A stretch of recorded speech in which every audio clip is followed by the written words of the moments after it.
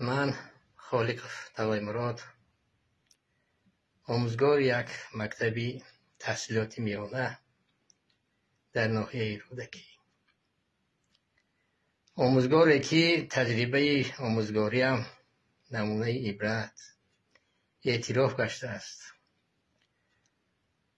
اما و متاسفانه در تربیت فرزند خود از راهی بعد برگرداندن او در روحی و تندرستی پرورده کردن او عاجز موندم.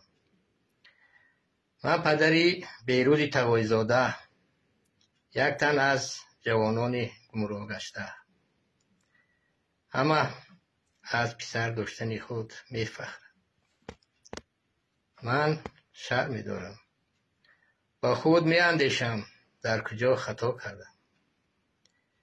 نخود من صدها شاگردانی وطن دوست تربیت کردم، فرزندی خود را از دست دهم. همین اندیشه ها مرا وادار ساخت که این نما را ثبت کنم. از همه شما پدر و مادران عزیز خواهش می نمایم که فرزندانتان را از خود دور نسازید. با امید 4 تنگه خارجه شده هم عمر جوان و برباد می شود، هم زندگی شما زهر.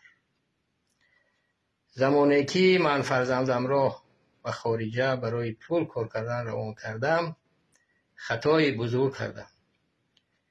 من آموزگارم، 2 تن از فرزندم در تاجیکستان کار میکنم.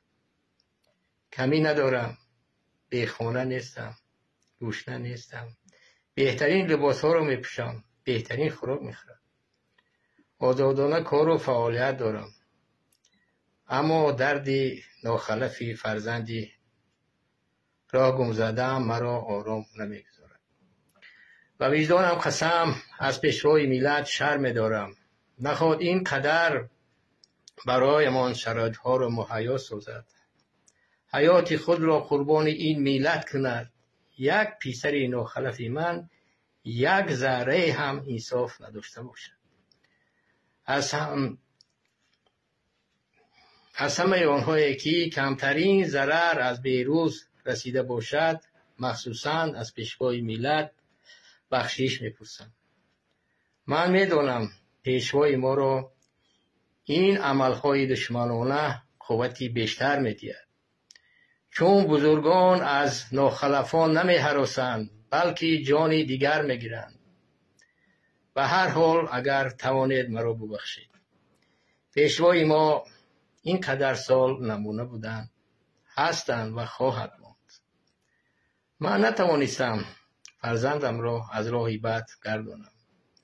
تا امسال هر قدر کوشش کردم، تماس گرفتم، التماس کردم، زاره کردم، ناله نمودم. امیدم اکنون به شماست، رهبران مقامات قدرتی. بیروز من از تو بر این فرزند شرم دارم، چون که قامتم را شکستی، سرم را خم کردی و حیفی تو بر این پسر. پدر و مادرت را این قدر اذیت دادی.